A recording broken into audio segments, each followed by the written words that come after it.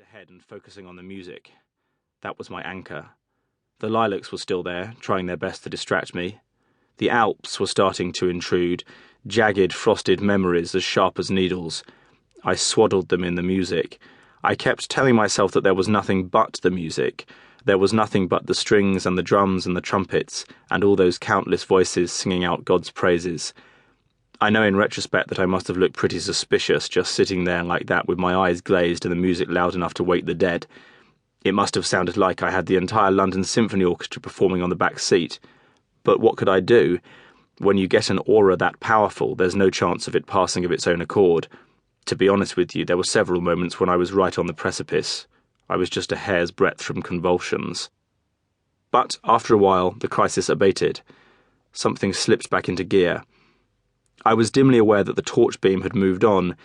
It was now frozen on the space 2 feet to my left, though I was too frazzled to figure out why at the time. It was only later that I remembered Mr. Peterson was still in the passenger seat.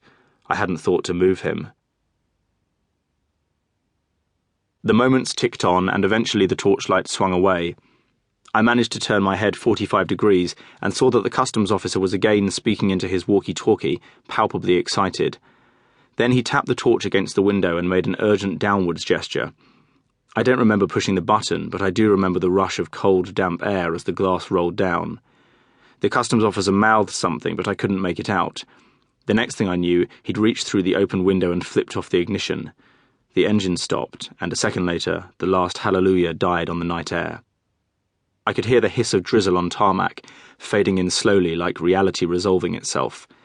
The customs officer was speaking too, and waving his arms in all these weird, wobbly gestures, but my brain wasn't able to decode any of that yet.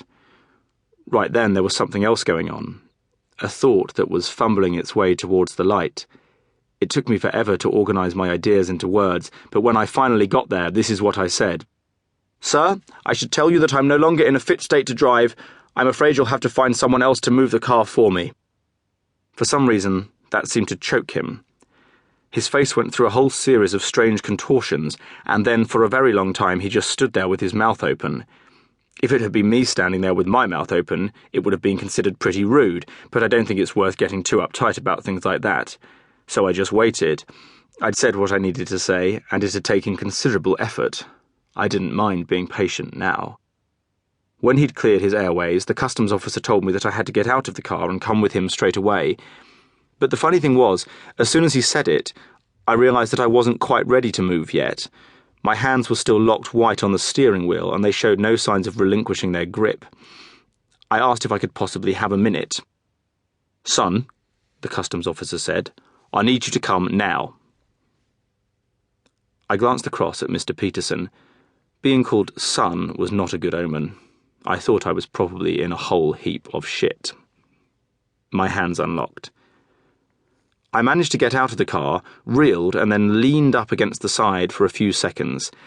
The customs officer tried to get me to move, but I told him that unless he wanted to carry me, he'd have to give me a moment to find my feet. The drizzle was prickling the exposed skin on my neck and face, and small tears of rain were beginning to bead on my clothing.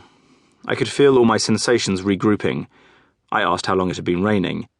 The customs officer looked at me, but didn't reply. The look said that he wasn't interested in small talk. A police car came and took me away to a room called Interview Room C in Dover Police Station. But first I had to wait in a small porter cabin back in the main part of the port. I had to wait for a long time. I saw a lot of different officers from the Port Authority, but no one really talked to me.